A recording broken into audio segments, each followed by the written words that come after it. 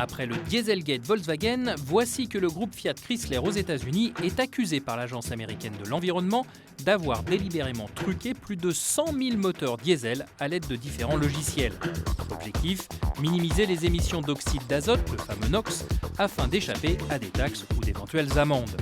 Si bien sûr, le groupe FCA se dit surpris, mais prêt à collaborer avec les autorités américaines, l'action du groupe, elle, a perdu plus de 16% à la bourse de Milan.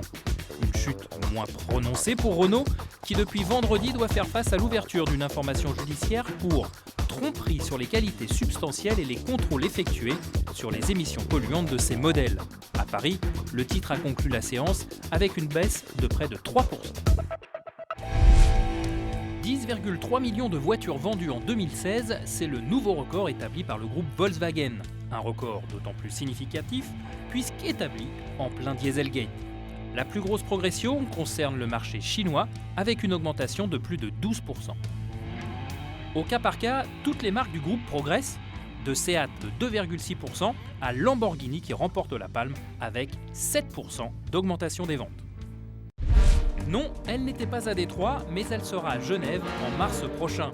Porsche a en effet levé le voile sur la déclinaison de sa Panamera avec ce break de chasse baptisé Sport Turismo. Pour l'heure, le constructeur allemand reste discret sur les caractéristiques techniques, mais la Sport Turismo devrait adopter les mêmes moteurs que la berline, y compris la version hybride.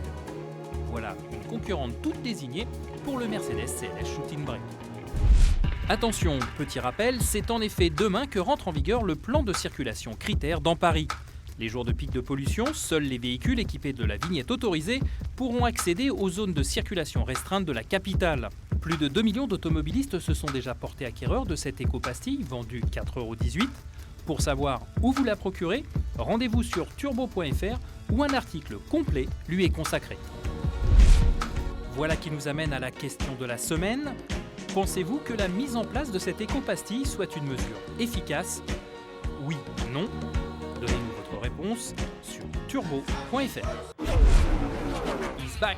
Flash McQueen revient sur les écrans au début de l'été prochain pour le 3e volet du dessin animé Cars, opus dans lequel le héros va devoir composer avec des rivaux plus modernes et plus performants que jamais.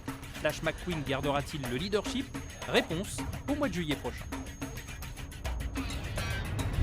Elles ne sont plus que 4 à prétendre au titre de plus belle voiture de l'année. Ce quatuor se compose désormais de la Peugeot 3008, de l'Alfa Romeo Giulia, de la Mercedes GLC Coupé et enfin du Renault Scénic. Pour voter pour votre préféré, rien de plus simple, rendez-vous sur le site turbo.fr.